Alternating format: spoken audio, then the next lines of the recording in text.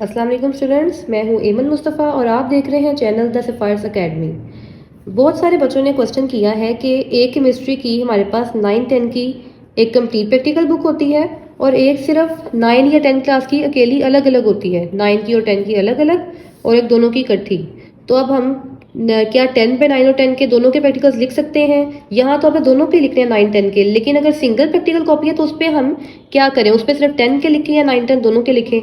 तो मेरा आपको यही आंसर है कि आप 9 और 10 की अगर अलग अलग प्रैक्टिकल कॉपी आपके पास मौजूद है, जिस तरह ये देखें कि 10 क्लास की है, इस पे आपने सिर्फ 10 के प्रैक्टिकल्स लिखने हैं क्योंकि ये पहले ही बहुत पतली है। ये देखें, ये इस पे आपके बहुत कम प्रैक्टिकल्स आएंगे, तो इस पे आप दोनों के नहीं लिख सकते, 9 और 10 के नहीं, आप सिर्फ 10 के इसमें लिखें।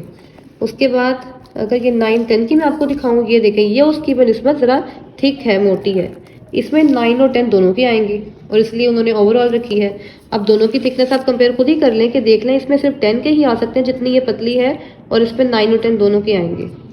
तो आपने ये आपको आंसर मिल गया है कि 9-10 अलग अलग है, तो आपने अलग अलग एक्सपेरिमेंट लिख के वो आपने दोनों प्रैक्टिकल कॉपीज एग्जामिनर के पास लेके जानी है। और अगर एक कंप्लीट फुल है इस तरह, तो ये आपने इस पे दोनों के 9 और 10 के लिख के फिर आपने ये सिंगल लेके जानी है। ओके, अब इस पे ये तो मैंने पिछली वीडियो में इसको आपको मैंने व्यू करवा दिया था। अब सिंगल अगर 10 क्लास की मैं आपको इसका व्यू करवाऊं, तो ये देखें, ये अगर आपको मैं अंदर से दिखाऊं तो ये अंदर से इसका व्यू ये है, जो कि बहुत ये पतली है, थिन है, कम एक्सपेरिमेंट्स हैं, सिर्फ 10 क्लास के हैं और इस पे सिर्फ 10 क्लास के ही मैंने लिखे हैं। ये देखें, ये 10 क्लास का क्वेश्चन आप यहाँ लिख सकते हैं, 10 क्लास प्रैक्टिकल्स। यहाँ से स्टार्ट हो रहा है ये experiment number 1, acids bases and salts.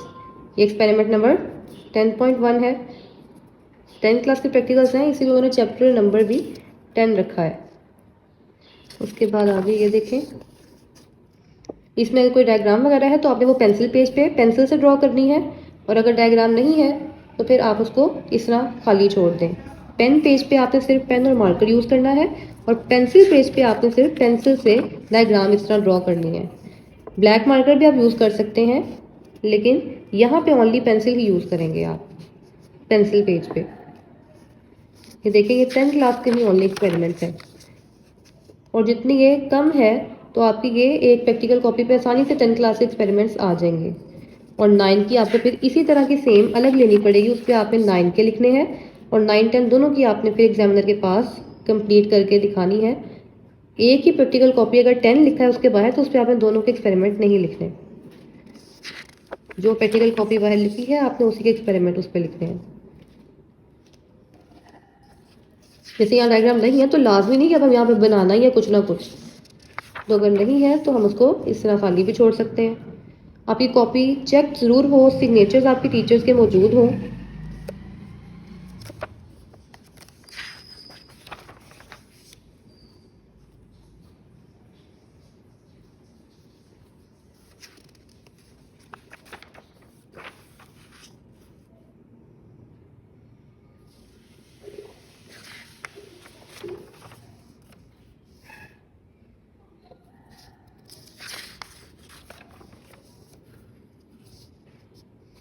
इस तरह हेडिंग वाइज और पॉइंट्स की सूरत में आपका काम हो तो वो नीट लगता है।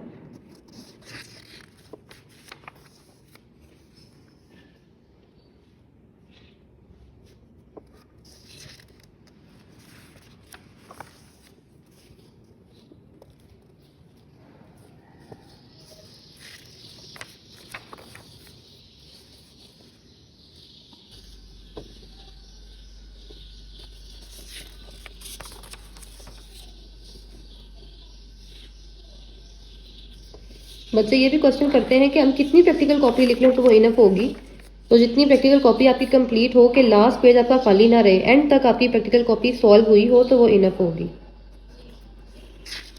क्योंकि बच्चे अगर कुछ बच्चे ज़्यादा एक्सपेरिमेंट लिखना चाहें तो वो बुक शॉप से और पेजेस परचेज करके वो भी प्रैक्टिकल कॉपी के एंड पे अटैच कर देते हैं।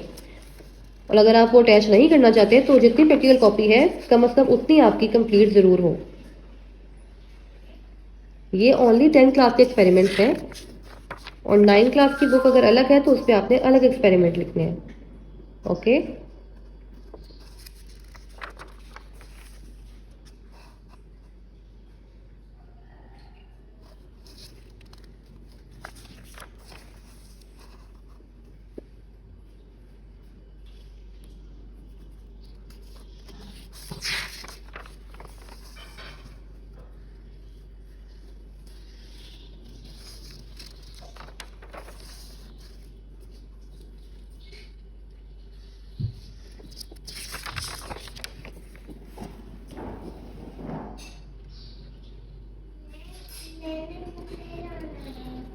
ये देखें यहाँ पे प्रैक्टिकल कॉपी कंप्लीट हो गई है और यहाँ पे एक्सपेरिमेंट्स भी मैंने अब और आगे नहीं लिखे।